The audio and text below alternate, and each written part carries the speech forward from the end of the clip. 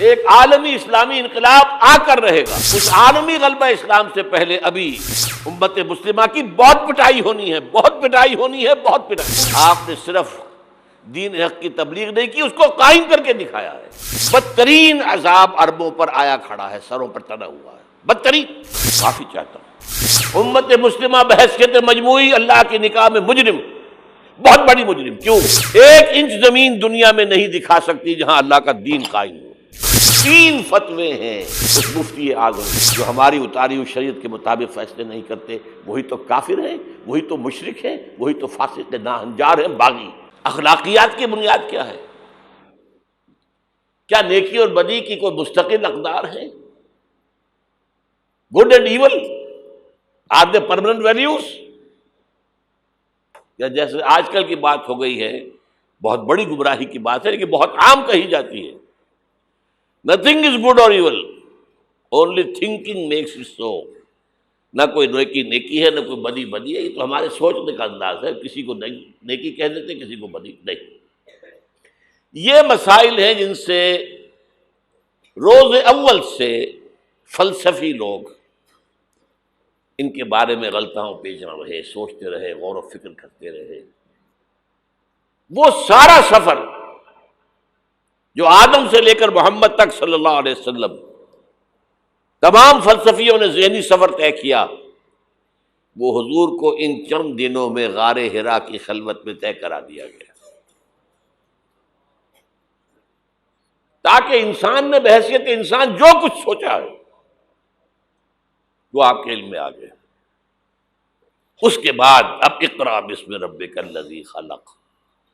انسانی سوچ تو یہیں تک ہے، اب پڑھو اپنے رب کا نام لے کر جس نے تمہیں الگ سے پیدا کیا.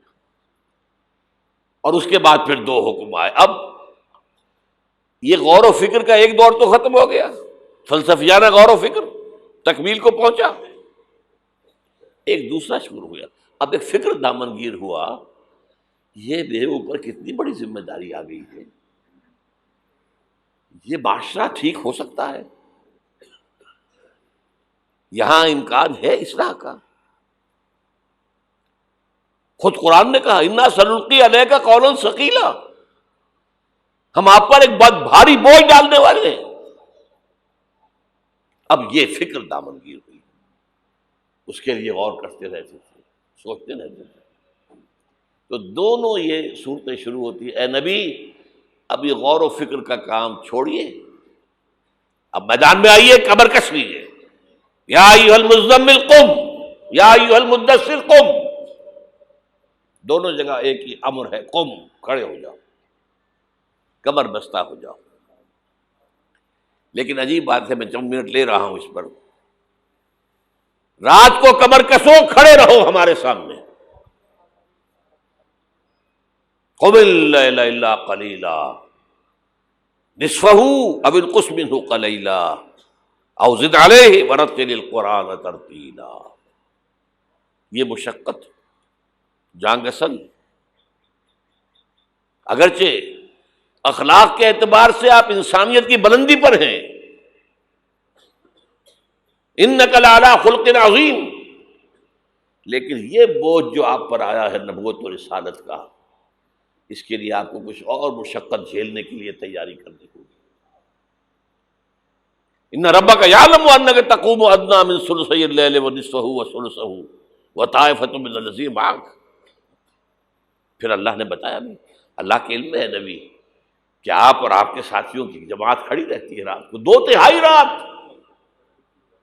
یا کم سے کم نصف یا تہائی جب. یہ تو تھی وہ روحانی ایکسرسائز اور ترقی جو حضور اور صحابہ کرام سے کرائی گئی ہے آئندہ کے مراحل کے لیے. میدان میں آؤ تو کیا کرنا ہے؟ یا ایھا المدثر قم. قم کیا کرنا ہے دن میں؟ انذر، خبردار کرو انہیں. یہ بڑے بھلاوے میں آ گئے ہیں، دنیا نے انہیں ہم سے غافل کر دیا ہے. دنیا کی محبت میں آ کر یہ آخرت سے غافل ہو چکے ہیں. انہیں خبردار کیجیے، زندگی یہی زندگی نہیں ہے. مرنے کے بعد اٹھائے جاؤ گے، پورا حساب کتاب ہوگا زندگی بھر کا اعمال کا، اور اس کے بعد جزا ہوگی یا سزا ہوگی۔ وَإِنَّهَا لَجَنَّةٌ أَبَدًا أَوْ لَنَارٌ أَبَدًا۔ یہ انذار ہے، خبردار کرنا ہے۔ تو حضور کے بالفعل جو آپ کا مشن ہے اس میں شروع میں انذار غالب ہے۔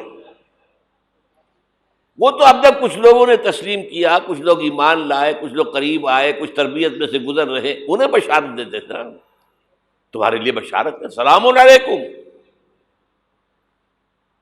یہاں تک کہا گیا ہے نبی یہ جو ہمارے مومن بندے آپ کے پاس آتے ہیں، وَخْفِضْ جَنَاحَكَ لِلْمُؤْمِنِينَ، ذرا اپنے کندھوں کے ان کے سامنے جھکا کر رکھا کیجئے، ان پر شفقت کیجئے، ان سے محبت کے ساتھ پیش آئیے۔ یہ ہمارا تحفہ ہے آپ کے لیے، ہم نے انہیں چنا ہے آپ کے لیے، یہ آپ کے صحابی بنیں گے۔ انقلاب کے اندر یہی تو دست و بازو ہوں گے۔ ٹھیک ہے ان میں غلام بھی ہیں، ان میں غریب بھی ہیں، ان میں مزدور بھی ہیں، لیکن یہی ہیں جو تاریخ کے دھارے کا رخ موڑیں گے۔ پھر بشارت کا دور آیا ہے بعد میں، شروع میں تو انذار ہے۔ یا میرا جی چاہ رہا میں آپ کو حضور کا ایک خطبہ اور سنا دوں انذار ہی کے حوالے سے۔ جب آیت آئی کہ اب انذر عشیرتک الاقربین،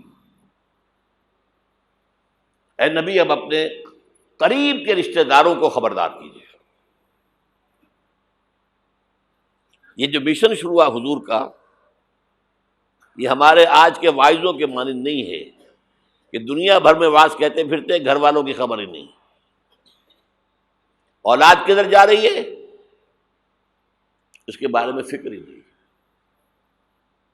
واعظ بہت بڑے ہیں، چیریٹی بگنز ایٹ ہوم، سب سے پہلے دعوت دیجیے اپنے گھر والوں کو اور اپنے رشتہ داروں کو۔ وانذر عشیرتک الاقربین، تو حضور نے حکم دیا حضرت علی کو رضی اللہ تعالی عنہ، علی ایک دعوت طعام کا بندوبست کرو اور سب بنی ہاشم کو بلا لو۔ بنو ہاشم میں زیادہ قریبی رشتہ دار، یہ آپ کو معلوم ہونا چاہیے کہ جیسے ہمارے ہاں ایک قبیلہ ہوتا وٹو قبیلہ، اب وٹو میں مانے کے، لالے کے، شامد کے یہ ہوتے ہیں نا، پھر ان میں خاندان ہوتے ہیں، کوئی شاہ محمد تھا اس کی اولاد جو ہے وہ شامد کے ہو گئی، لالا کوئی ہوگا لالے کے ہو گئے، مانے کے ہو گئے، لیکن ہے سب وٹو۔ اسی طرح مکے میں بسنے والے تھے سب قریش، کوئی جو ہے بنو ہاشم، کوئی بنو امیہ، کوئی بنو عدی، کوئی بنو تیم، لیکن سب کے سب کون تھے؟ قریش۔ اس میں جو گھرانہ تھا جس سے حضور تھے وہ بنو ہاشم تھے۔ تو اقربین کہا نا اپنے قریبی رشتہ داروں کو، کھانا کھلایا، اس کے بعد آپ کھڑے ہوئے۔ ابو لہب نے تاڑ لیا کہ ابھی ہمارے سامنے اپنی دعوت رکھیں گے، وہ تو چونکہ ایک دیوار بیچ کا پڑوسی تھا اور دشمن تھا، سگا چچا ہونے کے باوجود بدترین دشمن۔ اس نے شور مچایا، ہوٹنگ کی، اور کسی نے بات نہیں سنی، اور یہ کوشش ناکام ہو گئی۔ چند دن کا بیچا دے کر آپ نے صلی اللہ علیہ وسلم پھر کہا علی دوبارہ ذرا کھانے کا اہتمام کرو، پھر بلایا، پھر کھانا کھلایا۔ میں کہا کرتا ہوں کہ اب کچھ شرم آ گئی ہوگی کہ 2 دفعہ روٹی کھا لی ہے تو کم سے کم ان کی بات تو سن لو۔ یہ خطبہ جو دیا ہے حضور نے صلی اللہ علیہ وسلم، عظیم ترین خطبہ، جامع ترین خطبہ، لیکن مجھے عجیب ہے، یہ محسوس ہوتا ہے کہ ہمارے ہاں احادیث کی کتب میں میرے علم کی حد تک یہ موجود نہیں ہے۔ مجھے یہ خطبہ ملا ہے نہج البلاغہ سے، اہل تشیع کی جو اہم ترین کتاب سمجھ لیجیے، حضرت علی کے خطوط، خطبات، حضور کی حضرت علی کے اشعار بحیثیت خلیفہ جو آپ کے فرامین، یہ سب جمع کیے گئے ہیں نہج البلاغہ۔ اس میں یہ خطبہ، اس میں ایک چیپٹر ہے خطبات نبوی، اس میں یہ پہلا خطبہ ہے۔ ایک ایک لفظ جو ہے حکمت کا موتی ہے۔ آپ کھڑے ہوئے، ان الرائد لا یکذب اہلہ، دیکھو لوگوں، کسی قافلے کا رہنما کبھی اپنے قافلے والوں کو دھوکہ نہیں دیا کرتا۔ کیا بتایا کہ میں اس قافلہ انسانیت کا رہنما بنا کر بھیجا گیا. واللہ لو کذبت الناس جميعا ما کذبتکم ولو غررت الناس جميعا ما غررتکم. خدا کی قسم میں پوری دنیا سے جھوٹ بول سکتا بالفرض تو تم سے تو کبھی نہ بولتا. You are my kith and kin. اور اگر میں پوری دنیا کو دھوکہ دے سکتا بالفرض تو تمہیں تو کبھی نہ دیتا.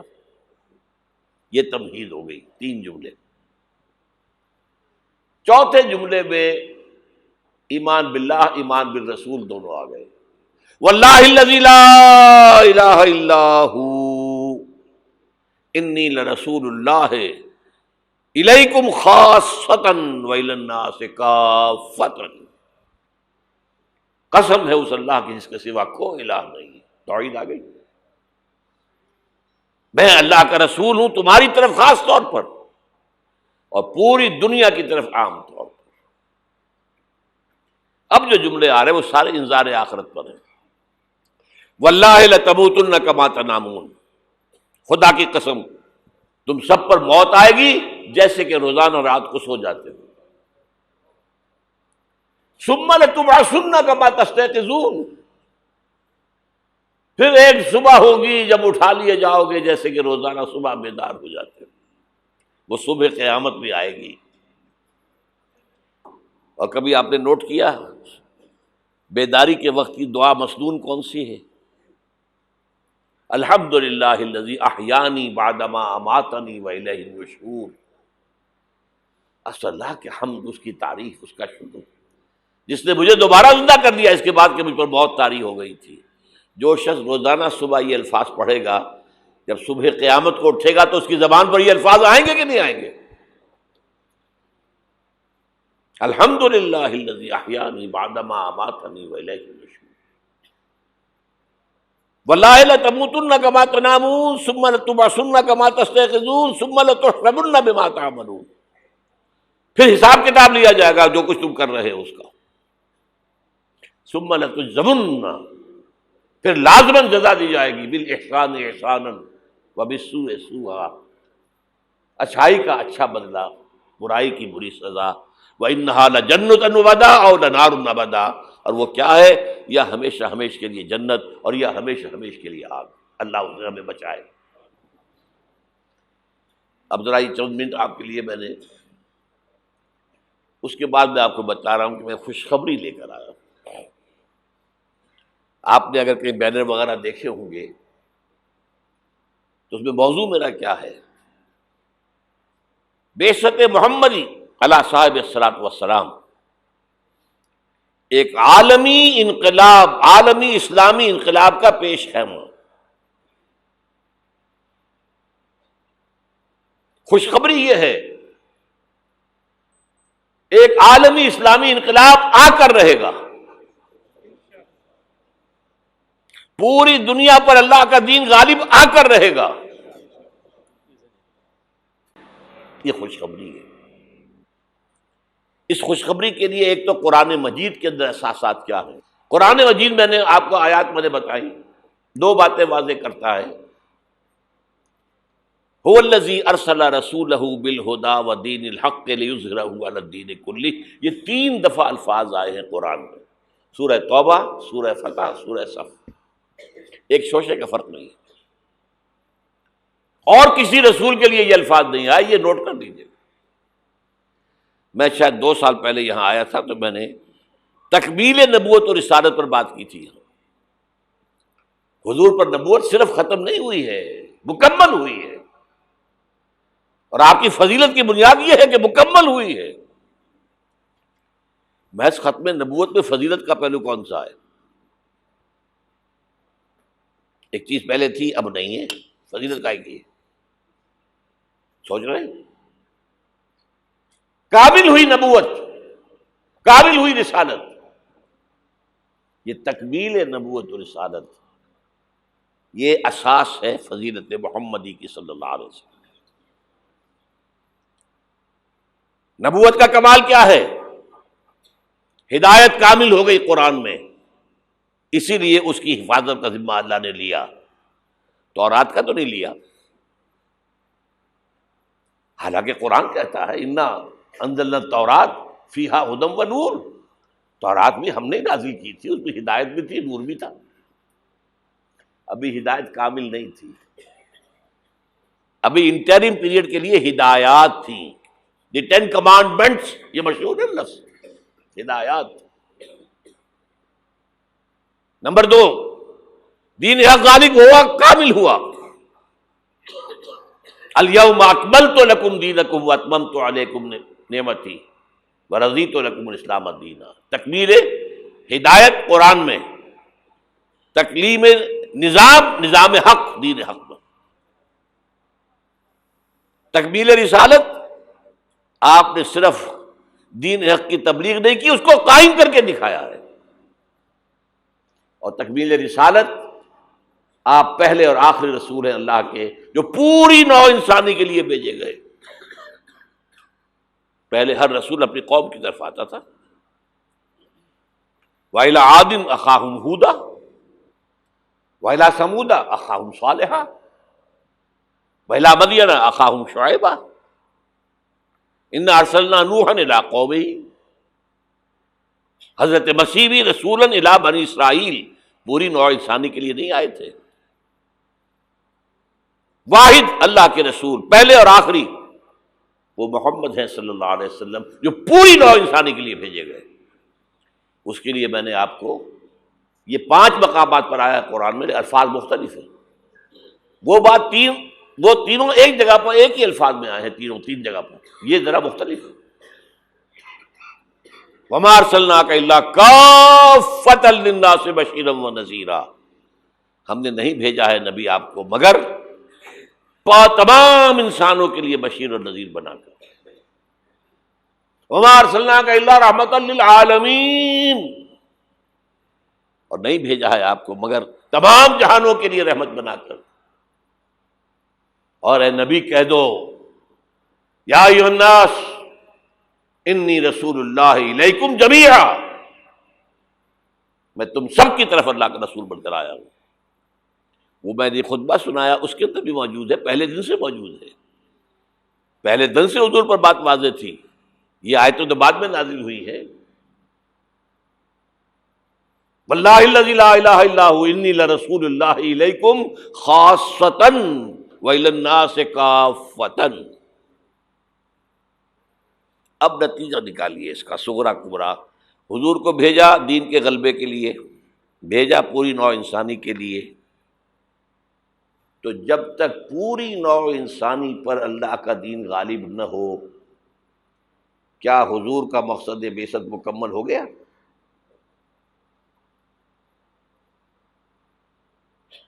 جزیرہ نما عرب پر اللہ کا دین غالب ہو گیا، عربوں کی حد تک دین کی تبلیغ مکمل ہو گئی۔ اگر تو آپ صرف عربوں کے لیے آئے ہوتے تو آپ کا کام پورا ہو گیا تھا۔ آپ آئے پوری نوع انسانی کے لیے، پوری دنیا کے لیے۔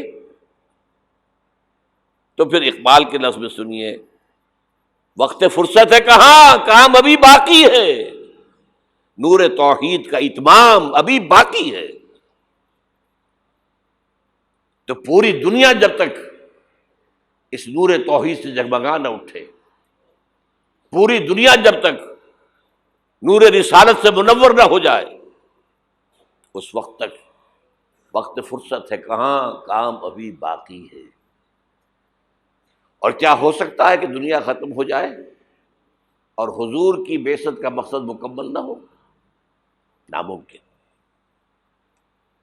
تو قرآن سے ثابت ہوا کہ ایک عالمگیر اسلامی انقلاب آ کر رہے گا، جیسے حضور کے دست مبارک سے اور آپ کے حیات طیبہ کے دوران جزیرہ نما عرب میں ایک اسلامی انقلاب آیا۔ اب اس میں حضور کی طرف سے حدیث سے سنیے۔ ایک حدیث ہے، بڑی پیاری حدیث ہے، حضور نے اپنے دور سے لے کر اور قیامت تک 5 ادوار کا ذکر کیا ہے۔ مجھے یاد نہیں رہا، ہم نے ان حدیثوں کو ایک 4 ورقے کی شکل میں بہت عام کیا ہے، لاکھوں کی تعداد میں شائع کیا ہے۔ میرا خیال تھا کہ میں لے آؤں گا یہاں بھی آپ کے لیے تحفے کے طور پر، بھول گیا میں۔ یہ حدیث جو ہے حضرت نعمان بن بشیر سے ہے رضی اللہ تعالی عنہ، اور مسند احمد ابن حنبل میں ہے رحمۃ اللہ علیہ۔ حضرت نعمان بن بشیر فرماتے حضور نے ارشاد فرمایا تکون النبوۃ فیکم ما شاء اللہ ان تکون، لوگوں دیکھو نبوت تمہارے مابین رہے گی جب تک اللہ چاہے گا کہ رہے۔ ثم یرفع اللہ اذا شاء یرفعها، پھر جب اللہ چاہے گا اسے اٹھا لے گا۔ کیا مطلب؟ میں رہوں گا تمہارے مابین جب تک اللہ چاہے گا، پھر جب اللہ مجھے اپنے پاس بلا لے گا، میری وفات ہو جائے گی تو دور نبوت ختم ہو جائے گی۔ ثم تکون خلافۃ علی منہاج النبوہ، پھر ایک دور ہوگا خلافت، لیکن نبوت کے نقش قدم پر، بالکل نقش قدم پر، ڈٹو، کاربن کاپی، کوئی فرق نہیں ہوگا، بال برابر بھی۔ اس کو ہم کہتے ہیں خلافت راشدہ۔ حدیث میں ہے خلافت علی منہاج النبوہ، فتکون ما شاء اللہ ان تکون، وہ بھی رہے گا جب تک اللہ چاہے گا۔ ثم یرفع اللہ اذا شاء یرفع، جب اللہ چاہے گا اسے بھی اٹھا لے گا۔ پھر تیسرا دور آئے گا، ثم یکون ملکا عاضا،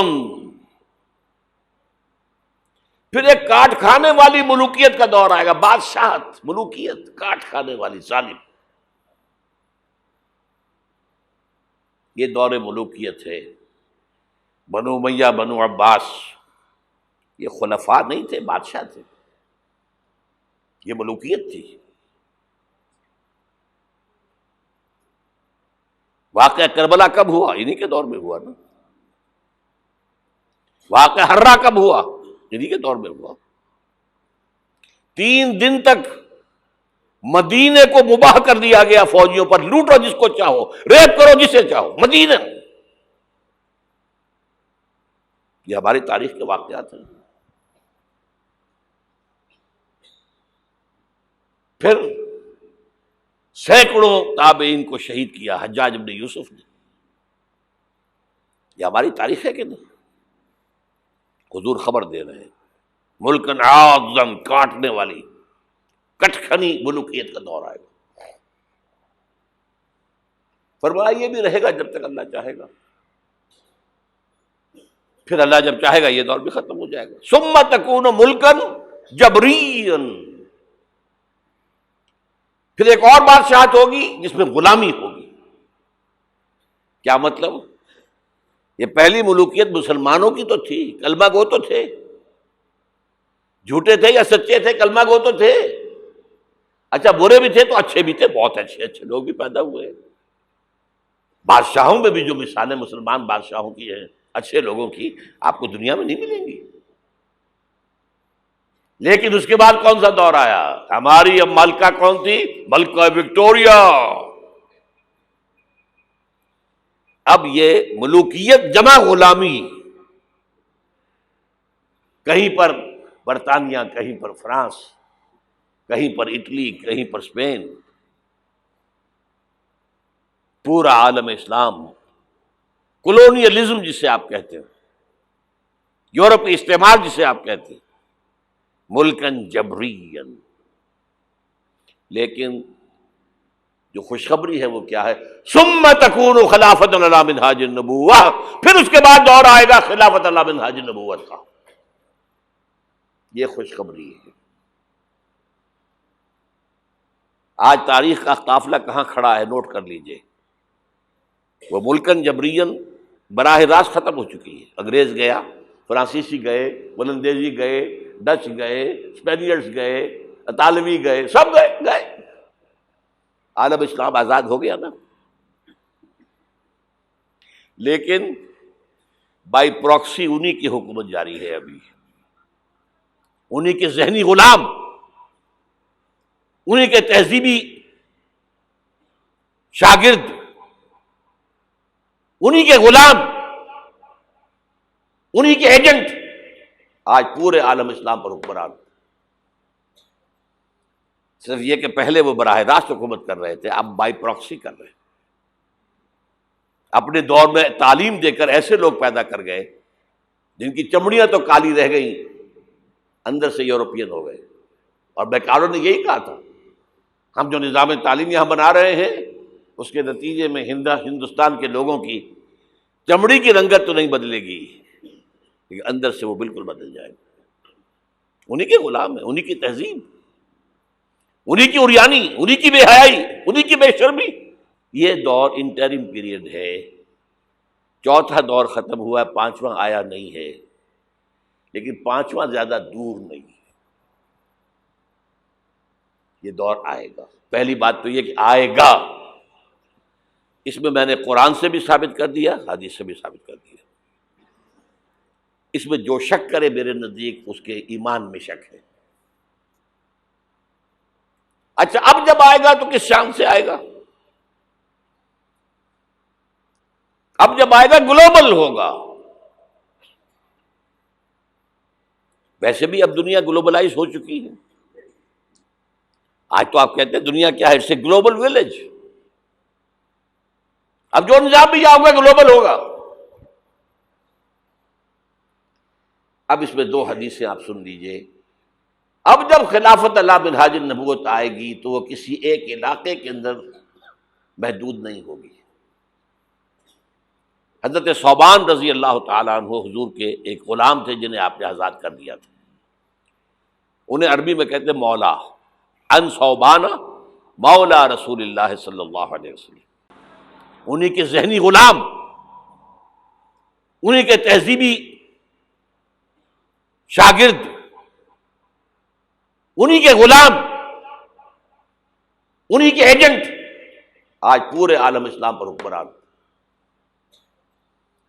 صرف یہ کہ پہلے وہ براہ راست حکومت کر رہے تھے، اب بائی پراکسی کر رہے ہیں. اپنے دور میں تعلیم دے کر ایسے لوگ پیدا کر گئے جن کی چمڑیاں تو کالی رہ گئیں، اندر سے یورپین ہو گئے. اور بیکاروں نے یہی کہا تھا ہم جو نظام تعلیم یہاں بنا رہے ہیں اس کے نتیجے میں ہندوستان کے لوگوں کی چمڑی کی رنگت تو نہیں بدلے گی لیکن اندر سے وہ بالکل بدل جائے گا. انہی کے غلام ہیں، انہی کی تہذیب، انہی کی عریانی، انہی کی بے حیائی، انہی کی بے شرمی. یہ دور انٹرم پیریڈ ہے، چوتھا دور ختم ہوا ہے، پانچواں آیا نہیں ہے، لیکن پانچواں زیادہ دور نہیں ہے. یہ دور آئے گا. پہلی بات تو یہ کہ آئے گا، اس میں نے قرآن سے بھی ثابت کر دیا، حدیث سے بھی ثابت کر دیا. اس میں جو شک کرے میرے نزدیک اس کے ایمان میں شک ہے. اچھا اب جب آئے گا تو کس شان سے آئے گا؟ اب جب آئے گا گلوبل ہوگا. ویسے بھی اب دنیا گلوبلائز ہو چکی ہے. آج تو آپ کہتے ہیں دنیا کیا ہے؟ It's a global village. اب جو نظام بھی آؤگا گلوبل ہوگا. اب اس میں دو حدیثیں آپ سن لیجئے. اب جب خلافت اللہ منہاج النبوت آئے گی تو وہ کسی ایک علاقے کے اندر محدود نہیں ہوگی. حضرت ثوبان رضی اللہ تعالیٰ عنہ حضور کے ایک غلام تھے جنہیں آپ نے آزاد کر دیا تھا. انہیں عربی میں کہتے مولا، ان ثوبان مولا رسول اللہ صلی اللہ علیہ وسلم. یہ مولا کا لفظ عجیب ہے. آقا بھی مولا ہوتا ہے، غلام آزاد ہو جائے وہ مولا ہے. حالی موالی، موالی جو بنا ہے لفظ. بہرحال ان ثوبان مولا رسول اللہ صلی اللہ علیہ وسلم قال، حضور نے فرمایا صلی اللہ علیہ وسلم، قال النبی صلی اللہ علیہ وسلم ان اللہ زوالی الارض، اللہ نے میرے لیے ساری زمین کو لپیٹ دیا. فرأیت مشارقہا و مغاربہا، میں نے سارے مشرق دیکھ لیے، سارے مغرب دیکھ لیے. اب اس کو نہ سوچیے کیسے دیکھ لیے ہوں گے، زمین تو گول ہے، لپٹی کیسے ہوگی. یہ معاملہ اللہ کا اس کے رسول کے مابین. اللہ اپنے رسولوں کو جو مشاہدات کراتا ہے وہ ہماری سمجھ سے بالاتر ہے. ہمیں شب معراج کی سمجھ کیسے آئے گی؟ فَأَوْلَىٰ إِلَىٰ عَبْدِهِ مَا أَوْحَىٰ، ہمیں کیا پتا کیا راز و نیاز کی باتیں ہوئی تھی، ہمیں کیا اندازہ؟ بہرحال حضور فرماتے ہیں ان اللہ زوالی الارض، زمین لپیٹ دی، فرائے تو مشارقہا و مغاربہا، میں نے سارے مشرق دیکھ لیے، سارے مغرب دیکھ لیے، وَإِنَّ أُمَّتِي سَيَبْلُغُ مُلْكُهَا مَا سُوِئَ لِي مِنْهَا، سنو میری امت کی حکومت ان تمام علاقوں پر قائم ہوگی جو مجھے زمین کو لپیٹ کر دکھا دیے گئے۔ کوئی شک ہے؟ اگر شک ہو تو اپنے ایمان کی خیر بنائیے۔ یہ روایت صحیح مسلم کی ہے، صحیحین کی روایت جو ہے وہ تو سب سے ٹاپ۔ دوسری حدیث مقداد ابن الاسود رضی اللہ تعالیٰ عنہ سے، وہ فرماتے ہیں کہ حضور نے فرمایا لا يبقى على ظهر الارض بيت وبر ولا بدر الا ادخله الله كلمة الاسلام، اس زمین پر نہ کوئی گھر بچے گا اینٹ گارے کا بنا ہوا، نہ کوئی خیمہ ہوگا جو بالوں کے کمبلوں سے بنا ہوا ہو، مگر یہ کہ اس میں اللہ کلمہ اسلام کو داخل کر کے رہے گا۔ بعز عزیز او ذل ذلیل، یا تو کسی باعزت کے اعزاز کے ساتھ، وہ ایمان خود قبول کرے گا، اسلام اس کے اندر داخل ہوگا، اس کا بھی اعزاز ہوگا۔ وَلِلَّهِ الْعِزَّةُ وَلِرَسُولِهِ وَلِلْمُؤْمِنِينَ وَلَكِنَّ الْمُنَافِقِينَ لَا يَعْلَمُونَ، اور جو نہیں اسلام قبول کرے گا اسے نیچے ہو کر رہنا پڑے گا، یؤتُوا الْجِزْيَةَ عَنْ يَدٍ وَهُمْ صَاغِرُونَ، انہیں اسلام کی سپریمیسی قبول کرنی پڑے گی۔ کوئی گھر نہیں بچے گا جس میں کہ اللہ کا کلمہ داخل نہ ہو جائے۔ حضرت مقداد کہتے ہیں پھر میں نے اپنے دل میں کہا وَيَكُونَ الدِّينُ كُلُّهُ لِلَّهِ، یہ جو سورہ انفال میں الفاظ آئے ہیں، دین کل کا کل اللہ کے لیے ہو جائے تب تو یہ ہو جائے گا۔ تو اس خوشخبری کو سامنے رکھیے۔ حضور کا مقصد بعثت غلبہ دین، بھیجا گیا پوری نوع انسانی کے لیے۔ تکمیل اس وقت ہوگی جب پورے عالم انسانیت پر دین کا غلبہ ہو جائے، جیسے 1400 برس قبل عرب میں ہو گیا تھا، اور یہ ہو کر رہے گا۔ اس کی خبر 5 ادوار کے اعتبار سے حضور نے دے دی، اس کے گلوبل ہونے کی حضور نے 2 حدیثیں میں نے آپ کے سامنے رکھ دی، ہمیشہ وہ ہوگا۔ اور آج دنیا ادھر جا رہی ہے، اور دنیا کو ہے پھر مار کا روح و بدن پیش، تہذیب نے پھر اپنے درندوں کو ابھارا، اللہ کو پابر دیے مومن پہ بھروسہ، ابلیس کو یورپ کی مشینوں کا سہارا۔ امریکہ مشینوں کے بل پر کھڑا ہوا ہے، اس کی تہذیب ختم ہو چکی ہے۔ وہ جو اقبال نے 100 سال پہلے کہا تھا، دیار مغرب کے رہنے والوں خدا کی بستی دکان نہیں ہے، کھرا جسے تم سمجھ رہے ہو وہ اب ذرے کم عیار ہوگا، تمہاری تہذیب اپنے خنجر سے آپ ہی خودکشی کرے گی، جو شاخ نازک پہ آشیانہ بنے گا ناپائیدار ہوگا۔ اور آج کیا ہوا ہے وہاں؟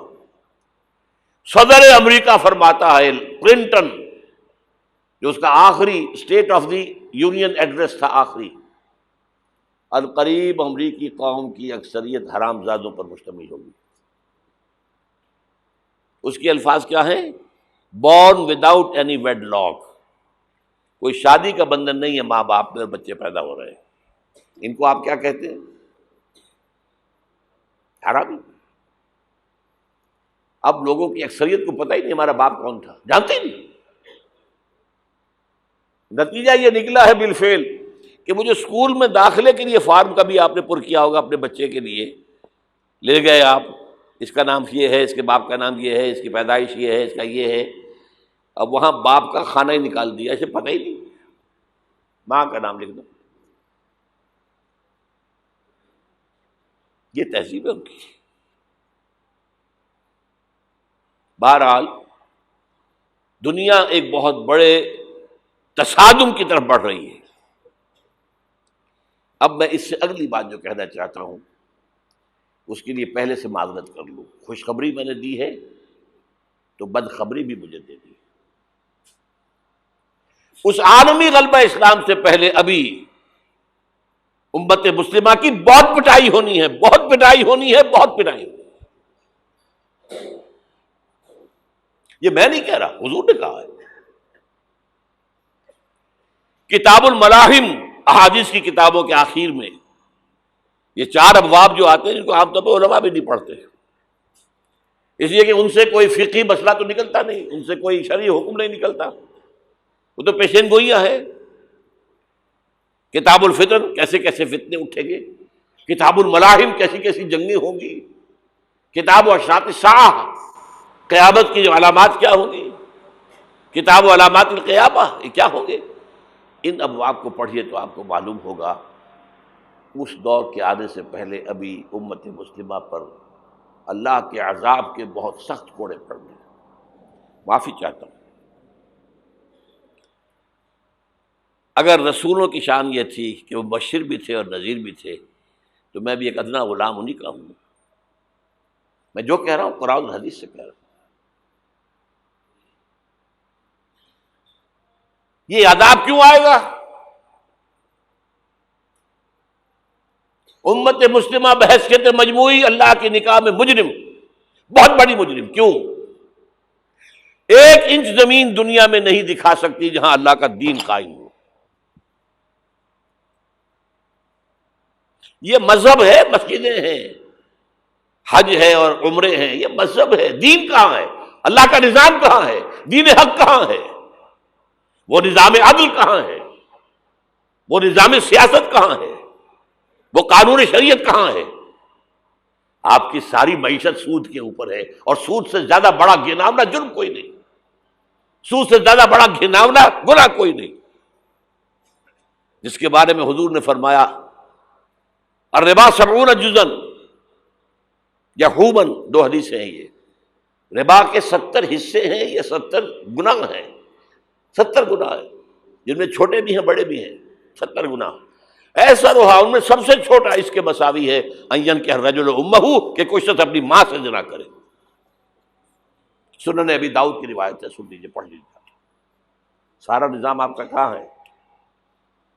تجارت ہو تو اس پر ہے، زراعت ہو تو اس پر ہے، بیج لیا تھا تو سودی قرضے پہ لیا تھا، اس کے بعد جو اس کے لیے کھاد خریدی تھی سودی قرضے پہ خریدی تھی، پیسٹیسائڈ خریدے تھے سودی قرضے پہ خریدے تھے، اس کے بعد اگر کوئی ہارویسٹر لیا ہے، کوئی اور لیا، ٹریکٹر لیا تو سودی سود، ہر دانے گندم میں سود ہے۔ کوئی شخص بچا ہوا نہ، میں بچا ہوا نہ بچے ہوا، کوئی بچا ہوا نہیں۔ سارا کاروبار، ساری صنعت و حرفت، ساری حکومت، پوری حکومت، پوری قوم سود کے اندر جکڑی ہوئی۔ ایک ایک شخص، کہاں ہے اسلام؟ آپ میری بات سمجھ لیجئے، اسلام کے 2 حصے کر لیجئے، اسلام بطور مذہب، اسلام بطور دین۔ اور یہ تو آپ قرآن پڑھتے ہیں، پورے قرآن میں مذہب کا لفظ تو آیا ہی نہیں ہے۔ حدیث کے ذخیرے میں بھی میری امکان، میرے معلومات کی حد تک کہیں نہیں ہے۔ یہ مذہب تو ہمارے یہاں استعمال ہوتا تھا فقہوں کے لیے، مذہب حنفی، مذہب مالکی، مذہب شافعی، مذہب حنبلی، اب ایک مذہب سلفی اہل حدیث حضرات کا ہو گیا ہے، مذہب ظاہری، بعض مذہب جعفری، یہ فقہوں کے لیے تھا۔ مذہب کیا ہے؟ مذہب کا نام 3 چیزوں کا مجموعہ مذہب ہے، کچھ عقائد، کچھ عبادات، کچھ رسومات۔ بچہ پیدا ہوگا تو کیا کریں گے؟ عقیقہ کریں گے۔ کوئی فوت ہوگا تو کیا کریں گے؟ جنازہ پڑھائیں گے، کفن دفن کریں گے۔ شادی ہوگی تو کیا کریں گے؟ ایجاب و قبول ہوگا، ولیمہ ہوگا۔ یہ رسومات ہیں۔ دین یہ نہیں ہے، دین ہے اللہ کا دین، اللہ کا نظام، اللہ کا قانون۔ وَمَن لَّمْ يَحْكُم بِمَا أَنزَلَ اللَّهُ فَأُولَٰئِكَ هُمُ الْكَافِرُونَ، جو اللہ کی اتاری ہوئی شریعت کے مطابق فیصلے نہ کرے وہی تو کافر ہے۔ میں اور آپ کون ہیں؟ برا نہ مانیے، فیس دی فیکٹس۔ اور یہ فتویٰ کس کا ہے؟ اللہ کا ہے۔ وَمَن لَّمْ يَحْكُم بِمَا أَنزَلَ اللَّهُ فَأُولَٰئِكَ هُمُ الْكَافِرُونَ وَمَن لَّمْ يَحْكُم بِمَا أَنزَلَ اللَّهُ فَأُولَٰئِكَ هُمُ الظَّالِمُونَ وَمَن لَّمْ يَحْكُم بِمَا أَنزَلَ اللَّهُ فَأُولَٰئِكَ هُمُ الْفَاسِقُونَ۔ 3 فتوے ہیں اس مفتی اعظم کے، جو ہماری اتاری ہوئی شریعت کے مطابق فیصلے نہیں کرتے وہی تو کافر ہیں، وہی تو مشرک ہیں، وہی تو فاسق ناہنجار ہیں، باغی۔ یہ ہے امت مسلمہ کا حال۔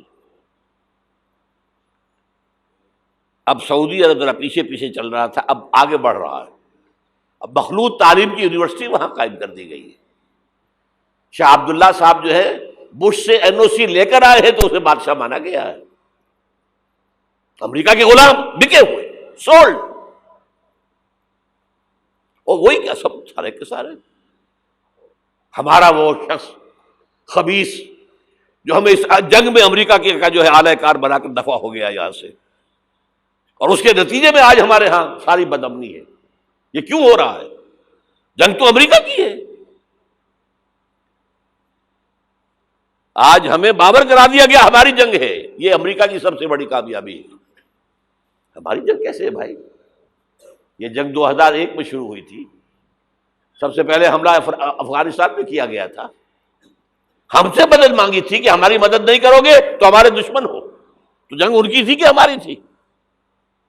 ہماری جنگ ہوتی تو ہم مدد مانگتے کسی سے۔ نہ کوئی جرم ثابت تھا اسامہ کا، نہ کوئی جرم ثابت تھا طالبان کا۔ جرم ایک ہی ہوا تھا کہ کچھ شریعت محمدی نمایاں ہو رہی تھی،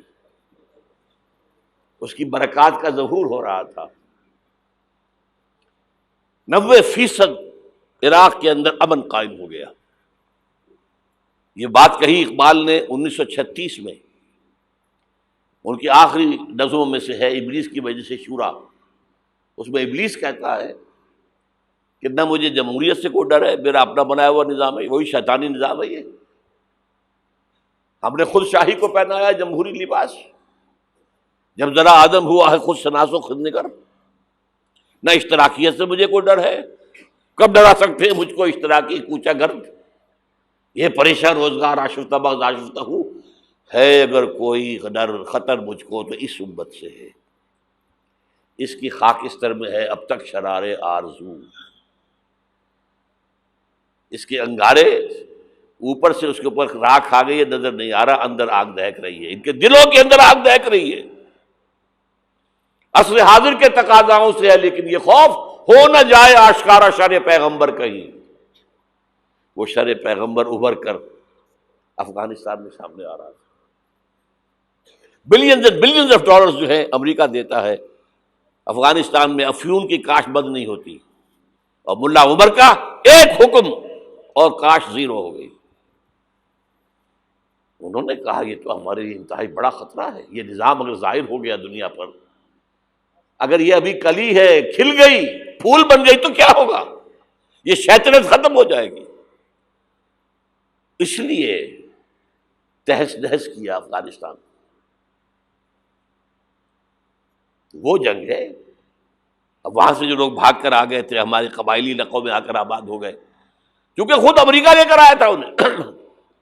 جب روسیہ کے خلاف جنگ ہو رہی تھی تو جہاد جہاد جہاد کا غلغلہ بلند کر کے، یہ اسامہ ابن لادن خود امریکہ کا ایجنٹ تھا اس وقت، عمر عبد الرحمان امریکہ کا ایجنٹ تھا، ایک اور ایجنٹ کس کام کے لیے تھے؟ عبداللہ اعظم، یعنی وہ لے کر آ رہے تھے مسلمانوں کو، مجاہدین کو، وہ خلوص کے ساتھ کام کر رہے تھے کہ یہاں اسلام آئے گا، اس جہاد کے نتیجے میں اسلامی ریاست قائم ہوگی، اسلام کا غلبہ ہو جائے گا، آؤ آؤ آؤ۔ امریکہ نے اپنا کام نکلوایا، اپنے دشمن کا تہس نہس کرایا، پھر بھاگ گیا۔ اور اب ان کے خلاف، اور ہمارے لوگوں نے پکڑ پکڑ کر لوگ دیے ہیں، پیسے کمائے ہیں، ارب ارب ڈالر لیے ہیں، ایک ایک کے سر کی قیمت کہاں گئی؟ وہ جو آئی تھی کہاں گئی؟ وہ واپس امریکی بینکوں میں پہنچ چکی ہوئی۔ یہ طوفان ہے اس وقت جو ہمارے سر پر کھڑا ہے۔ جو میں نے کیا بات کہی ہے نوٹ کر لیجئے، ہم بحیثیت مجموعی اللہ کے مجرم ہیں، باغی ہیں۔ کیوں؟ ہم نے کلونیلزم سے آزاد ہونے کے بعد، جب تک انگریز تھا ہم کہتے تھے ہم کیا کریں، ہم تو مجبور ہیں۔ کہیں فرانسیسیوں کی حکومت تھی، کہیں ولندیزیوں کی تھی، کہیں ہسپانویوں کی تھی، کہیں اطالویوں کی تھی، کیا کریں؟ جب وہ سارا پردہ ہٹا دیا، کسی ملک نے قرآن کو اپنا امام نہیں بنایا، اللہ کی طرف رخ نہیں کیا، کسی نے رخ کیا ماسکو کی طرف، جمال عبد الناصر ہو یا وہ جو شام کا ہوتا تھا حافظ الاسد، ان کا کدھر تھا قبلہ؟ ماسکو، اور یا باقی سب کا واشنگٹن۔ ہم مجرم ہیں۔ اب ان مجرموں میں بھی ایک ذرا تجزیہ کرنا پڑے گا، کون زیادہ بڑا مجرم ہے۔ یہ جو ہماری کوئی 150 ارب 150 کروڑ 1.5 ارب مسلمان ہیں، ان کا تجزیہ کر لیجئے، 30 کروڑ کے قریب عرب ہیں، یہ امیین جن کا حضور نے کہا تھا تمہاری طرف خاص طور پر بھیجا گیا ہوں، انی لرسول اللہ الیکم خاصۃً۔ ان کو کتنا بڑا مقام ملا کہ محمد ان میں سے تھے صلی اللہ علیہ وسلم۔ یہ رتبہ بلند ملا جس کو بھی، ہاشمی تھے کہ نہیں تھے، قرشی تھے کہ نہیں تھے۔ اور نمبر 2، ان کی زبان میں اللہ کا کلام ہے۔ ہم تو کیسے پڑھیں اللہ کا کلام؟ عربی سیکھیں، گرامر سیکھیں، گردانے رٹیں، چٹائی توڑ تعلیم حاصل کریں تو قرآن پڑھیں نا۔ ان کی تو مادری زبان میں ہے، پھر انہوں نے امام نہیں بنایا تو سب سے بڑے مجرم وہ ہیں۔ باقی جو 120 کروڑ ہے ان میں نمبر 2 ٹاپ کا مجرم مسلمانان پاکستان میں۔ وائی تم نے ایک ملک کی تقسیم کرائی، ہم سے دعائیں کی تھی کہ اللہ انگریز کی غلامی سے نکال کر ہمیں ہندو کی غلامی محمد دے دے، اے اللہ ہمیں ایک آزاد ملک دے دے، علیحدہ ملک دے دے، اللہ تیرے دین کا بول بالا کریں گے، تیرے دین کا نمونہ دکھائیں گے دنیا کو۔ یہ علامہ اقبال کا خواب تھا جو 1930 میں انہوں نے دیکھا تھا۔ ایک تو یہ کہ ہندوستان کے شمال مغرب میں ایک آزاد اسلامی ریاست قائم ہوگی، آزاد مسلمان ریاست۔ وہ تو 17 سال کے بعد ہو گئی، 37 کا خطبہ تھا، 47 میں قائم ہو گئی۔ دوسرے یہ کہ اگر ایسا ہو گیا تو ہمیں موقع مل جائے گا کہ اسلام کے چہرے پر جو داغ دھبے عرب ملوکیت، عرب امپیریلزم، شہنشاہیت کے دور میں آ گئے تھے، اب دنیا تو دیکھتی ہے نا بنو امیہ کا دور کیسا تھا۔ آخر ہماری تاریخ ہی کا داغ ہے نا، واقعہ کربلا کس کا داغ ہے، واقعہ ہررا کس کی تاریخ کا داغ ہے؟ ہمارے چہرے کا داغ ہے نا، تاریخ تو ہماری ہے۔ ہم یہ چہرے پر، اسلام کے چہرے سے یہ داغ دھبے دھو کر اصل اسلام اور اس کا عہد حاضر کے تقاضوں کے مطابق ایک نظام قائم کر کے دنیا کو دکھائیں گے، ایک مثال ہوگی۔ اور قائد اعظم نے کہا تھا یہ ایک روشنی کا مینار ہوگا۔ But we went back upon our promise، ہم نے اللہ سے وعدہ، اللہ نے کہا ٹھیک ہے لو۔ سورہ اعراف میں ذکر ہے حضرت موسیٰ کی آمد کے بعد کہا تھا بنی اسرائیل نے، اے موسیٰ ہم پر تو تمہارے آنے سے پہلے بھی ظلم ہو رہا تھا اور تمہارے آنے کے بعد بھی ہو رہا ہے، تمہارے آنے سے ہمیں تو کوئی حاصل ہوا نہیں۔ سورہ اعراف میں ان کا قول ہے عصا ربکم ان یہلک عدوکم ویستخلفکم فی الارض فینظر کیف تعملون۔ قریب ہے کہ تمہارا رب تمہارے دشمن کو ہلاک کر دے، فرعون اور لاؤ لشکر کو غرق کرے، تمہیں دنیا میں حکومت دے، پھر دیکھے گا تم کیا کرتے ہو۔ اللہ نے ہمارے دشمن کو قتل کیا ہے۔ گاندھی کے لیے یہ موت سے کم بات نہیں تھی، کانگریس کے لیے یہ موت سے کم بات نہیں تھی۔ بھارت ماتا کے ٹکڑے، کچھ ہی دنوں پہلے گاندھی نے کہا تھا میری لاش کے اوپر پاکستان بن سکتا ہے، بنا؟ کیسے بن گیا؟ تو اللہ کا فیصلہ ہے، یہ معجزہ تھا۔ رمضان المبارک کی 27ویں شب کو نازل ہوا یہ، جو رات نزول قرآن کی ہے وہی رات نزول پاکستان کی ہے، معجزہ تھا۔ لیکن تم نے تو محل بنائے ہیں، تم نے دنیا بنائی ہے، تم نے موٹر وے بنا لی ہے، ہمارا دین کہاں ہے؟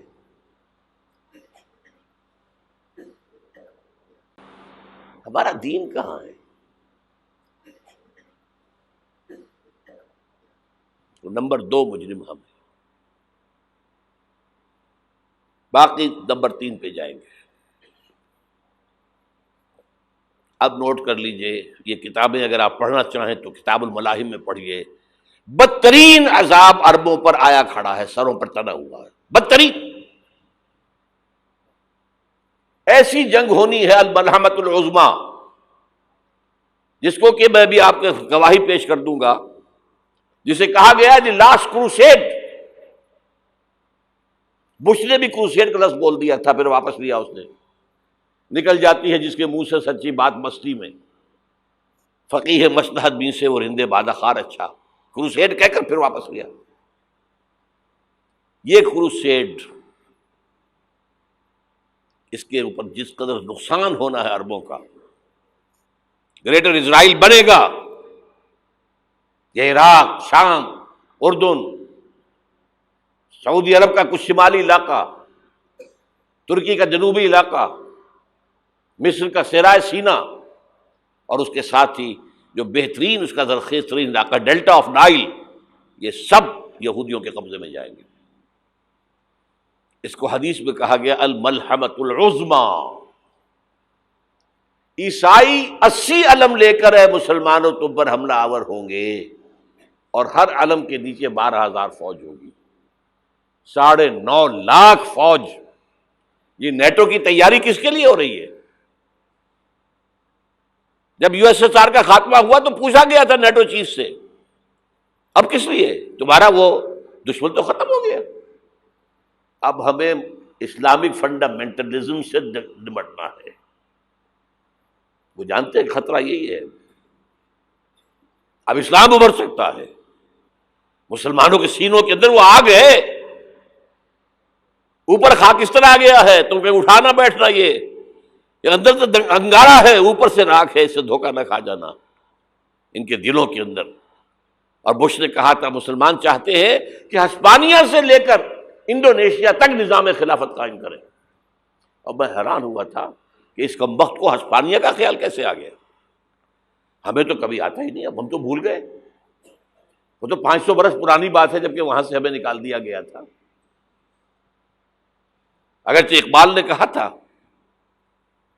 ہے ارض فلسطین پہ یہودی کا اگر حق، ہسپانیہ پر حق نہیں کیوں اہل عرب کا؟ ہسپانیہ میں تو 800 سال حکومت کی مسلمانوں نے، اور ابھی 500 برس ہی گزرے ہیں نا۔ یہودی تو ارض مقدس سے 2000 سال نکالے گئے، انہیں لا کے آباد کیا گیا، عربوں کے سینے میں خنجر بھونک دیا گیا۔ وہ چھوٹا سا ملک جو چاہتا کرتا، کوئی پوچھنے والا نہیں۔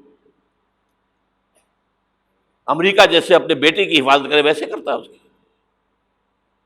اور حضور نے فرمایا ہے وہ جنگ جب ہوگی تو ایک باپ کے اگر 100 بیٹے ہوں گے تو 99 ختم ہو جائیں گے، ایک بچے گا۔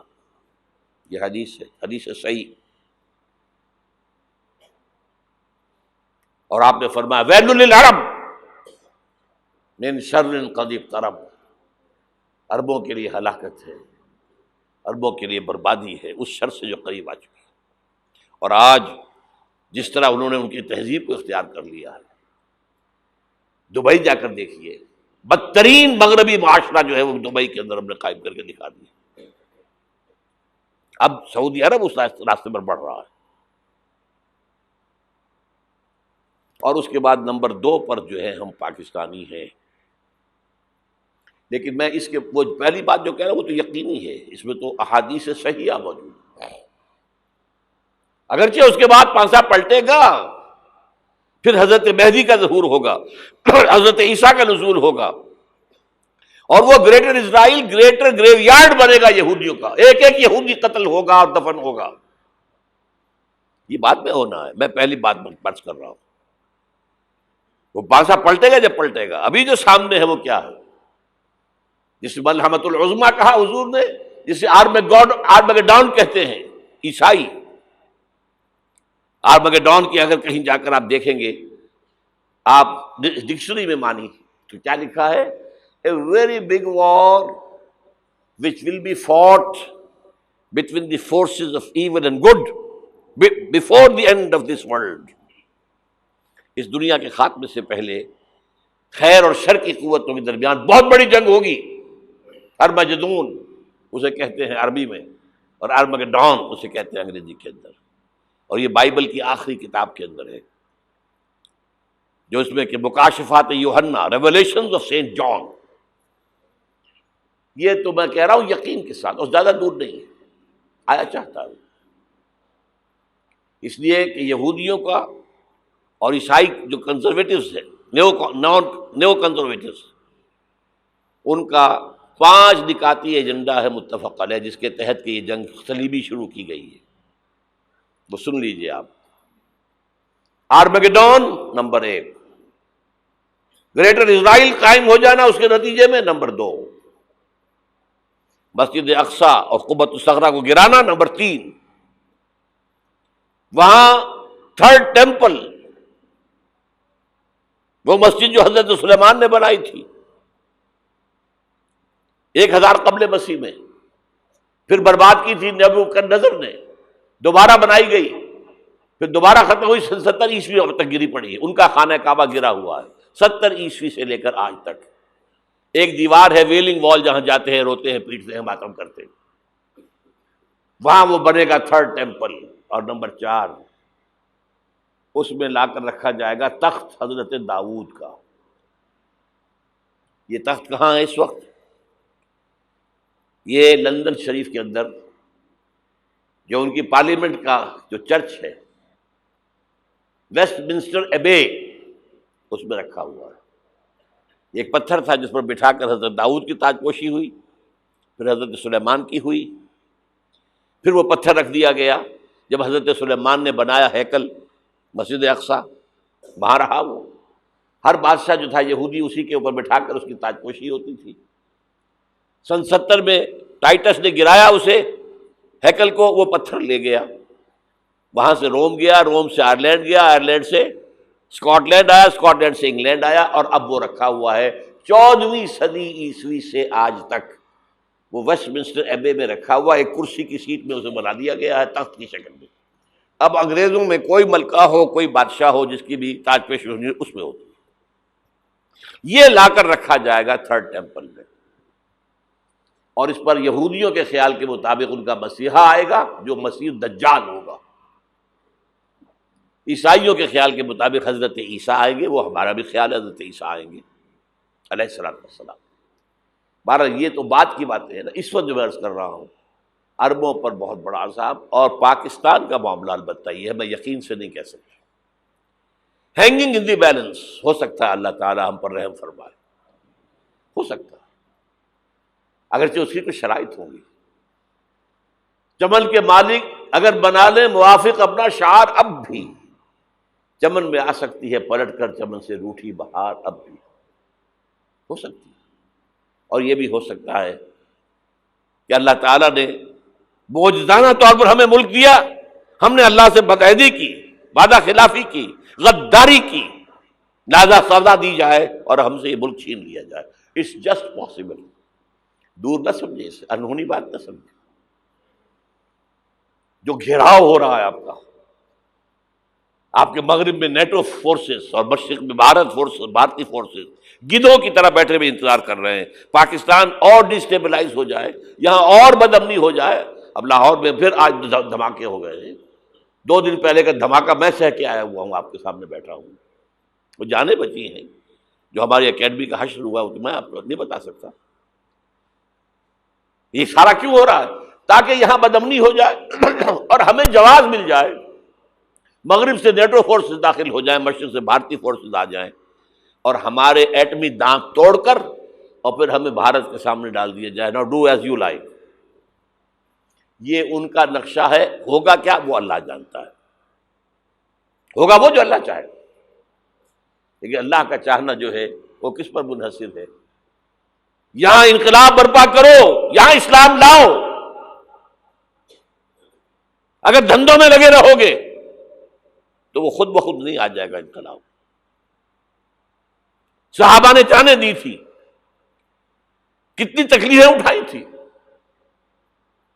12 برس تک مکی دور کے اندر با نشہ درویشی در ساز و دمادم زن، جو پختہ شبی خدرا بر سلطنت جم زن. یوم طائف یاد ہے جو حضرت عائشہ فرماتی ہے کہ میں نے پوچھا تھا حضور سے کہ یوم احد سے زیادہ سختی بھی آپ پر کبھی آئی؟ یوم احد پر کیا ہوا تھا؟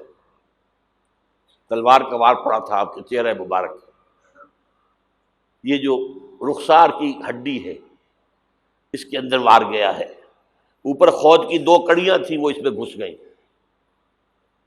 2 دندان مبارک شہید ہوئے۔ وہ خود کی کڑیاں ایک صحابی نے اپنے دانتوں سے پکڑ کے کھینچنے کی کوشش کی، دانت نکل گئے، وہ نہیں نکلی، کیا جتن کر کے نکالی گئی ہوگی تو خون کا فوارہ، اتنا خون گیا ہے کہ آپ بے ہوش ہو گئے، گر گئے، اور مشہور یہ ہو گیا کہ آپ کا انتقال ہو گیا، شہادت ہو گئی۔ یہ سیرت کبھی پڑھی ہے؟ حضرت عائشہ کے ہوش کا تو یہی دور تھا نا، یوم طائف میں جو آپ کی کیا تھی، بچی تھی، انہیں کیا پتا کیا ہو رہا ہے حضور کے ساتھ۔ 3 دن تک حضور مکے کی گلیاں اور وہاں کے اوباش لوگ پتھراؤ کر رہے گئے تھے اس امید میں کہ شاید وہاں کا کوئی سردار ایمان لے آئے، تو یہاں تو ابو طالب بھی فوت ہو گئے، یہی دنیاوی سہارا تھا، خاندانی سہارا تھا ابو طالب کے ذریعے، اور گھر میں ایک دلجوئی کرنے والی رفیقہ حیات تھی، وہ بھی، ان کا بھی انتقال ہو گیا۔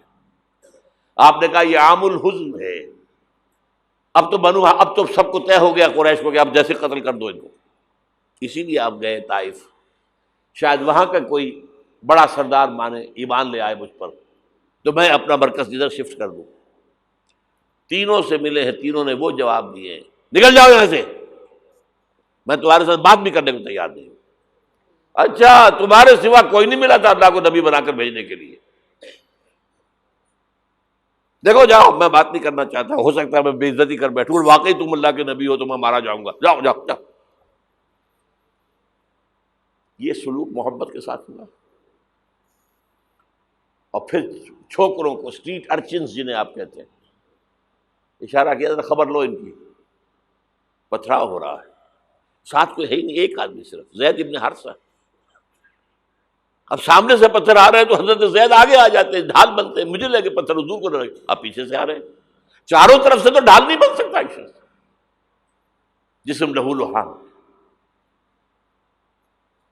خون جا کر جوتیوں میں جم گیا ہے، جوتی اتر نہیں رہی۔ پھر وہاں سے واپسی پر جو دعا مانگی ہے، اللہم الیک اشکو ضعف قوتی وقلت حیلتی وہوانی علی الناس، اے اللہ تیری جناب میں فریاد لے کر آیا ہوں اپنی قوت کی کمی کا، اپنے وسائل کی کمی کا، اور جو ذلت و خواری ہو رہی ہے لوگوں کے سامنے، الا من تکلنی، مجھے کس کے حوالے کر دیا ہے، الا بعیدی یتجہمنی، یہ میرے اوپر ہجوم کر کے آ جائے، حملہ کرے، اور عدو من لگتا امرے، یہ دشمن کے حوالے میرا معاملہ کیا، جو چاہے کر دے وہ۔ لیکن پھر عبدیت غالب آتی ہے، ان لم یکن علی غضبک فلا ابالی، اللہ اگر تو ناراض نہیں ہے تو مجھے کوئی پرواہ نہیں،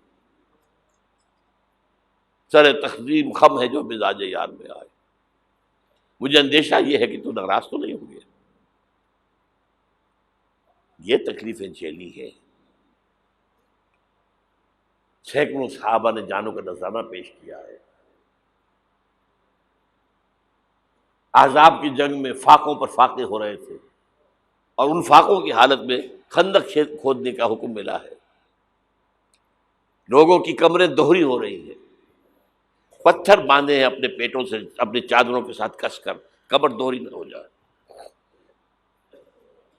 اور جب صحابہ کدالیں چلا رہے ہیں تو کیا کہہ رہے ہیں، نحن الذین بایعوا محمدا علی الجہاد ما بقینا ابدا، اللہم لا عیش الا عیش الاخرہ۔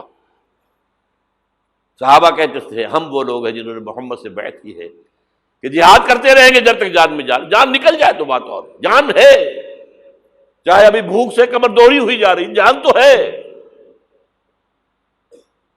اور ایک دفعہ کہتے تھے اللہم لا عیش الا عیش الاخرہ، اللہ عیش، زندگی تو آخرت کی زندگی ہے۔ اور حضور فرماتے تھے، حضور کے بیٹھے ہوئے نہیں تھے گاؤں تکیہ لگا کر، پتھر اٹھا اٹھا کر خندق میں سے لے جا کر باہر پھینک رہے تھے۔ جب صحابہ کہتے ہیں اللہم لا عیش الا عیش الآخرہ، حضور فرما رہے ہیں فاغفر الانصار والمہاجرہ، اے اللہ ان انصار اور مہاجرین کی مغفرت فرما دے۔ پھر حضور کی خدمت میں کچھ لوگ آئے، حضور اب یہ فاقہ ناقابل برداشت ہو گیا، دیکھیے ہم نے یہ پتھر باندھے ہوئے اپنی پیٹوں کے ساتھ۔ حضور نے کرتا اٹھا کر دکھایا، وہاں 2 پتھر باندھے ہوئے۔ یہ ہے سیرت النبی۔ آپ کس چیز کو سیرت النبی سمجھتے ہیں؟ بہرحال اس موضوع پر میری ایک کتاب ہے منہج انقلاب نبوی، کہ انقلاب کیسے آیا تھا۔ اگر دل میں ذرا بھی آرزو پیدا ہو گئی ہو کہ اللہ قبول کر لے مجھے بھی، مجھے قبول کر لے اس کام کے لیے، تو وہ کتاب آپ کے لیے مسٹ ہوگی، اس کا پڑھنا۔ وہ جو ہمارے مکتبے نے شائع کی ہوئی ہے اچھے سفید کاغذ پر، وہ تو 200 روپے کی ہے، لیکن ہمارے تنظیم کے طرف سے تاکہ کم استطاعت والے لوگ بھی استفادہ کر سکیں، وہ 70 روپے کی قیمت ہے، شاید وہ 50 ہی میں آپ کو مل جائے، وہ یہاں مل جائے گی۔ باہر پڑھیے خدا کے لیے، وہ سیرت اس میں آپ کو ملے گی، سیرت ان جلوسوں میں نہیں ہے، سیرت ان درود کی محفلوں میں نہیں ہے، سیرت ان نعتوں کے اندر نہیں ہے۔ کہاں ہے؟ کسی نے یہ واقعات آپ کو بتائے؟ تو منہج انقلاب نبوی، پھر 5 چھوٹی کتابوں کا ایک سیٹ میں آپ کے لیے بنا کر لے کر آیا ہوں۔ وہ بہت تھوڑی تعداد میں آج جمعے کے اندر بک گیا ہے، اکثر حصہ بہت تھوڑی تعداد میں رہ گیا۔ حب رسول کے تقاضے کیا ہیں، سوچا کبھی؟ ہمارے حضور سے تعلق کی بنیادیں کیا ہیں، سوچا کبھی؟ رسول کامل 12 تقریریں میری ہیں جو پاکستان ٹیلی ویژن پر ہوئی تھی 1981 میں، ربیع الاول کے 12 دنوں میں ایک تقریر روز۔ یہ کتابیں باہر، اور آج کے دور میں خاص طور پر جہاد کسے کہتے ہیں؟ جہاد کی حقیقت کیا ہے؟ حقیقت جہاد، اور یہ جو انقلاب کا پروسیس ہے اس کا اختصار کے ساتھ رسول انقلاب کا طریقہ انقلاب کیا تھا، یہ 5 کتابوں کا ایک سیٹ جو ہے وہ 150 روپے کا باہر مل جائے گا۔ آپ لینا چاہیں پڑھیں، سنیں، سمجھیں، جو کچھ ہم حضور سے محبت کے جو اظہار کر رہے ہیں، جس طریقے سے کر رہے ہیں، اس سے ہمارا تعلق ثابت ہو رہا ہے حضور سے۔ اب میں یہاں آپ کو اختصار سے بیان کرتا ہوں حضور کا طریقہ انقلاب کیا تھا، اختصار کے ساتھ، تفصیل سے ان کتابوں میں دیکھیے۔ نمبر 1، دعوت ایمان بذریعہ قرآن، یتلو علیہم آیاتہ، آج جمعے میں نے اسی آیت پر تقریر کی ہے، تلاوت آیات، قرآن پڑھ کے سناؤ، قرآن پڑھ کے سناؤ، قرآن پڑھ کے سناؤ۔ اس قرآن کے ذریعے سے دلوں میں ایمان پیدا ہوگا، یقین والا ایمان۔ دیکھیے، برا نہ مانے، مغالطے میں نہ رہیے، میرے اور آپ کے دلوں میں ایمان نہیں ہے، عقیدہ ہے، عقیدہ ہے، والدین سے ملا ہے۔ یقین والا ایمان کہاں ہے؟ اپنے گریبان میں جھانکیے، اللہ آپ کو توفیق دے۔ کیا مجھے واقعی یقین ہے کہ مجھے مرنے کے بعد جی اٹھنا ہے؟ کیا مجھے یہ واقعی یقین ہے کہ اصل زندگی آخرت کی زندگی ہے؟ کیا مجھے واقعی یقین ہے کہ قرآن اللہ کا کلام ہے؟ ٹٹولیے اپنے دلوں کو۔ اگر یقین ہوتا کہ اللہ کا کلام ہے تو آپ اس کو سمجھنے کے لیے عربی بھی نہ سیکھ سکتے، انگریزی آپ پڑھیں، اور پڑھی آپ نے ایسی کہ انگریزوں کو پڑھا دیں۔ کیا نہیں کیا؟ پی ایچ ڈیز کر رہے ہیں، کون کون سے فنون نہیں سیکھے، ڈاکٹر، اتنی عربی نہیں سیکھی۔ تمہارا دعویٰ ہے کہ تمہارا یقین تھا میری کتاب پر، اللہ پوچھے گا تمہارا سلوک کیا تھا میری کتاب کے ساتھ؟ تم نے پڑھا اس کو، سمجھا اسے سمجھنے کے لیے عربی سیکھی؟ نہیں، تو تم جھوٹ بول رہے ہو، تمہارا کوئی ایمان نہیں تھا میری کتاب۔ ما آمن بالقرآن من استحل محارمہ، جنہوں نے سود کو اپنے پورے نظام کی جڑ بنیاد بنایا ہو، ان کا ایمان کوئی ہے اللہ پر؟ حضور فرماتے ہیں کہ جس شخص نے حرام کسی شے کو اپنے لیے حلال کر لیا اس کا کوئی ایمان نہیں. دوبارہ آج بھی کرنا ہے تو دوبارہ ایمان پیدا کرنا ہوگا. ایمان، عقیدہ نہیں، ایمان. صرف لپ سروس نہیں، اقرار باللسان نہیں، تصدیق بالقلب. جو لوگ آئے جن کے دلوں میں ایمان پیدا ہوا، پھر ان کا تزکیہ کیا، تطہیر فکر، تصفیہ قلب، تجلیہ روح، تزکیہ نفس، اندر کا باطن دھو دیا قرآن نے. کیوں بجاں در رفت جہاں دیگر شبد، جہاں چو دیگر شد جہاں دیگر شبد. یہ قرآن جب کسی انسان کے اندر اتر جاتا ہے، اس کے اندر کی مکمل اوور ہالنگ، مکمل صفائی، دماغ کی صفائی غلط نظریات سے، دل کی صفائی غلط نیتوں سے، غلط ارادوں سے. نمبر 3، انہیں جمع کرو، طاقت بناؤ بیعت کے ذریعے سے. حضرت عبادہ ابن ثابت فرماتے ہیں بایعنا رسول اللہ صلی اللہ علیہ وسلم، متفق علیہ روایت ہے، مسلم شریف بخاری شریف دونوں کی. ہم نے بیعت کی تھی اللہ کے رسول سے علی السمع والطاعت، جو حکم دیں گے مانیں گے، اطاعت کریں گے. فی العسر والیسر، چاہے آسانی ہو چاہے مشکل ہو. فی البشر منشد والمکر ہے، چاہے طبیعتیں آمادہ ہوں چاہے اپنی طبیعتوں پر جبر کرنا پڑے. وعلی اثرۃ علینا، اور اس پر چاہے ہمارے علاوہ کسی کو آپ ترجیح دے دیں، ہم پر امیر بنا دیں. ہم یہ نہیں کہیں گے یہ نووارد ہے اور آج آپ اس کو ہم پر امیر بنا رہے ہیں، ہم آپ کے پرانے جانثار نہیں. It will be your prerogative, آپ کا اختیار ہوگا جسے چاہے امیر بنا. وَأَلَّا نُنَازِعَ الْأَمْرَ أَهْلَهُ، اور جنہیں امیر بنائیں گے ان سے جھگڑیں گے نہیں. وَعَلَىٰ أَن نَّقُولَ بِالْحَقِّ أَيْنَمَا كُنَّا لَا نَخَافُ فِي اللَّهِ لَوْمَةَ لَائِمٍ. ہاں جہاں بھی ہوں گے حق بات کہیں گے، ضرور مشورہ ضرور دیں گے. کسی کے روب سے، کسی کی طرف سے استہزاء کے خوف سے ہم اپنی زبان بند نہیں کریں گے. یہ بیعت تھی جو حضور نے صحابہ سے لی، اور یہ متفق علیہ روایت ہے. آج رونے کا مقام نہیں ہے. کوئی مذہبی جماعت اس بنیاد پر قائم نہیں ہے سوائے تنظیم اسلامی کی. اتنی لمبی حدیث، complete constitution of an Islamic revolutionary party, حزب اللہ کی مکمل جو ہے اساس موجود. بیعت تو پرانے زمانے کی باتیں ہیں، آج تو اور طرح کی جماعتیں بنتی. چوتھا مرحلہ کیا تھا؟ جب تک طاقت کافی نہ ہو، تمہیں ستائیں تو مار کھاؤ، جوابی کارروائی کوئی نہ کرنا. You have to buy time. ابھی تمہاری تعداد بہت کم ہے، اگر تم وائلنٹ ہو جاؤ گے ختم کر دیے جاؤ گے، کچل دیے جاؤ گے. چاہے وہ تمہارے ٹکڑے کر دیں، کوئی جوابی کارروائی نہیں. خباب بن الارت رضی اللہ تعالیٰ عنہ کا واقعہ تو اہم ہے نا، آج میں جمعے میں بھی سنا چکا ہوں. بلایا گیا، آؤ خباب، آ گئے. ان کی نگاہوں کے سامنے دہتے ہوئے انگارے زمین پر بچھائے گئے. اتارو کرتا، اتار دیا. لیٹ جاؤ ان پر، لیٹ گئے. کھال جلی، چربی پگھلی، انگارے ٹھنڈے ہوئے.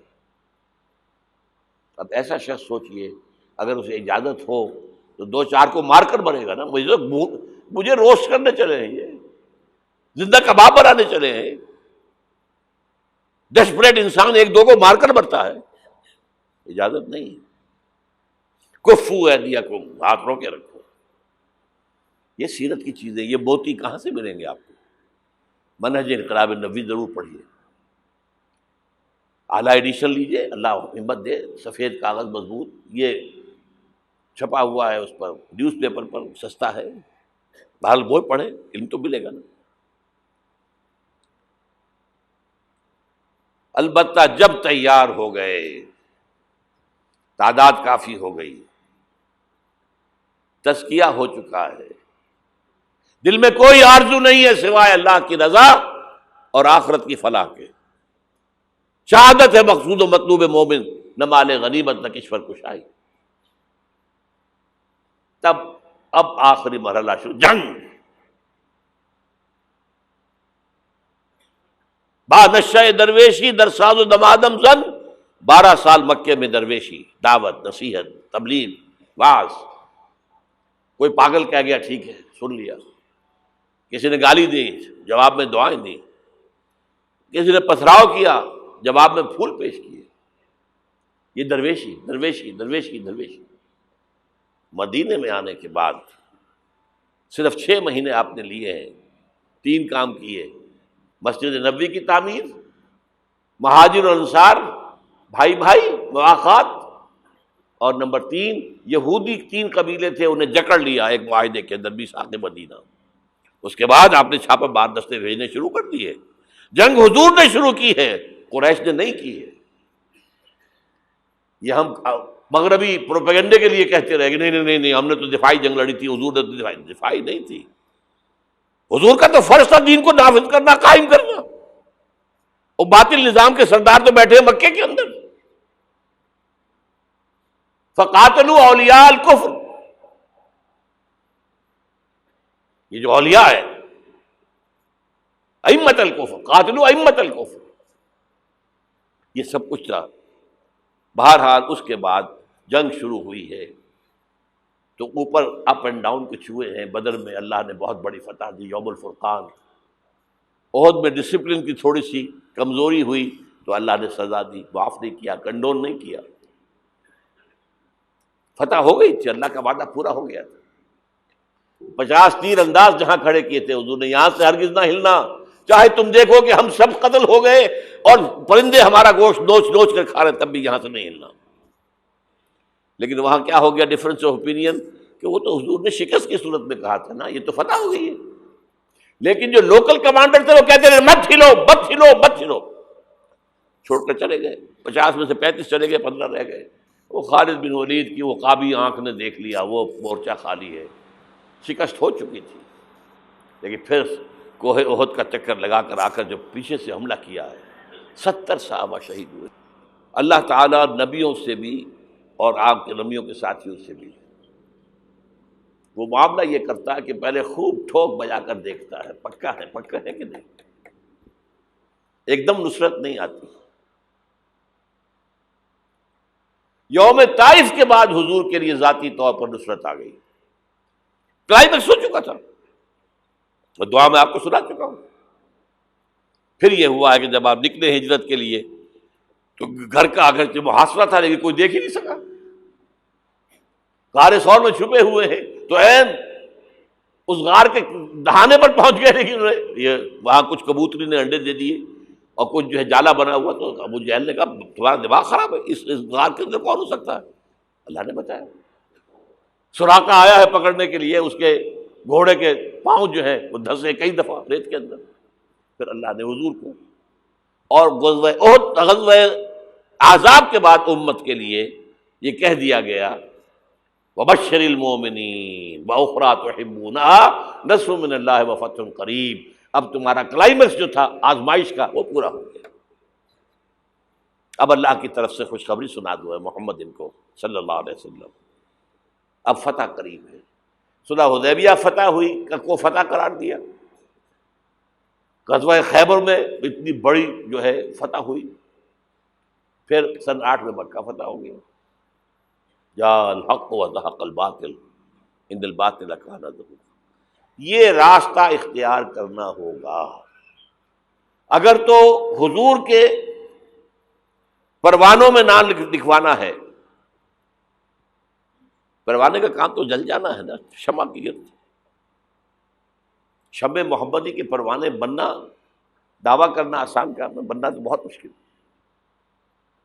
یہ راستہ اختیار کریں، دعوت ایمان بذریعہ قرآن، تنظیم بذریعہ بیعت، تزکیہ بذریعہ قرآن، پھر پیسو ریزسٹنس جب تک طاقت کافی نہ ہو کوئی جوابی کارروائی نہیں، کیپ یور ہینڈز فولڈڈ، کفوا ایدیکم، اور پھر جب طاقت کافی ہو ٹکرا جاؤ۔ با نشہ درویشی در ساز و دمادم زن چوں پختہ شبی خدرا بر سلطنت جمزم۔ اب ٹکراؤ، ٹکر۔ آج اس کا ایک بدل ہے، دو طرفہ جنگ کی بجائے یک طرفہ جنگ بھی آج چل رہی ہے دنیا کے اندر۔ اگر آپ تعداد کافی ہے، کمیٹڈ لوگ ہیں، جان دینے کو تیار ہیں، شہادت مطلوب و مقصود اور جماعت ہے، ڈسپلن ہے، تو آئیے میدان میں، بلاک کیجئے، گھیراؤ کیجئے، گولیاں چلے سینوں پر کھائیے، بالآخر فوج سرنڈر کرے گی۔ جیسے نظام مصطفیٰ کی تحریک میں بریگیڈیئر محمد اشرف گوندل نے لاہور میں کہہ دیا تھا، بس اب ہم مزید فائرنگ نہیں کریں گے، کہتے کہ جماعت تیار ہو، نیتیں درست ہو چکی ہوں، تزکیہ نفس ہو چکا ہو، منظم ایک امیر کے ساتھ بیعت کر کے اس کے حکم پر عمل ہو رہا ہو۔ اگر یہ راستہ اختیار کریں، اللہ آپ کو توفیق دے، آپ کو ہمت دے، اور یہ اللہ پر احسان نہیں ہے۔ اگر اللہ آپ کو اس کے لیے قبول کر لیے تو اس کا احکام، اب اس کا اپنے اوپر احسان مانو۔ یمنون علیک ان اسلموا قل لا تمنوا علی اسلامکم، اے نبی یہ بدو آپ پر احسان دھر رہے ہیں کہ ہم ایمان لے آئے، اسلام لے آئے، ان سے کہہ دیجیے میرے اوپر اپنا احسان نہ دھرو، بل اللہ یمن علیکم ان ہداکم للایمان، اللہ کا احسان مانو کہ اس نے تمہیں ہدایت دی ہے۔ منت بنے کہ خدمت سلطان ہمیں کنی، تم بادشاہ کے اوپر اپنا احسان نہ دھرو کہ تم بادشاہ کی خدمت کر رہے ہو۔ منت شناس ازو کہ بخدمت بداشتت، اس کا احسان مانو کہ اس نے تمہیں اپنی خدمت کے لیے قبول کر لیا۔ شہنشاہ ارض و سما ہمیں قبول کر لے، ہمارا تن من دھن اس میں لگ جائے، اللہ تعالیٰ شہادت کی موت دے دے، جس کے لیے حضور نے تمنا کی ہے۔ پتہ نہیں آپ کو معلوم ہے کہ نہیں، ایسی زوردار حدیث، لَوَدِدتُّ أَنْ أُقْتَلَ فِي سَبِيلِ اللَّهِ ثُمَّ أُحْيَا ثُمَّ أُقْتَلَ ثُمَّ أُحْيَا، میری بڑی خواہش ہے کہ میں اللہ کی راہ میں قتل ہو جاؤں، پھر زندہ کیا جاؤں، پھر قتل کیا جاؤں، پھر زندہ کیا جاؤں، پھر قتل کیا جاؤں۔ لیکن ایک قانون ہے، رسول قتل نہیں ہو سکتا۔ كتب اللہ لأغلبن أنا ورسلی، رسولوں کے باب میں اللہ کا فیصلہ یہ ہے، رسول غالب آ کے رہتے۔ دیکھیے اگر تو یہاں پر اس پاکستان میں اس طرز کا کام آگے بڑھے، جو بھٹک رہے لوگ، یہ بدنیت نہیں ہے، راستہ معلوم نہیں، لوگ جو ہیں اپنی جان ہتھیلی پر رکھ کر میدان میں آ گئے، اب ان کے خلوص میں کیا شک ہے،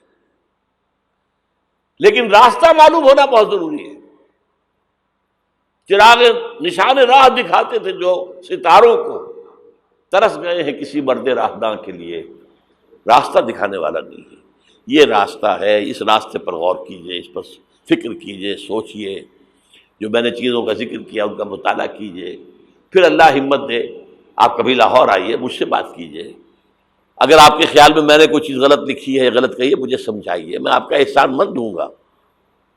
آئے، کوئی لاہور دور تو نہیں ہے، آپ چھوٹے سے چھوٹے کام کے لیے صبح جاتے شام کو آ جاتے، اب تو آپ کے پاس موٹر وے بھی بہت آسان بن گئی ہے۔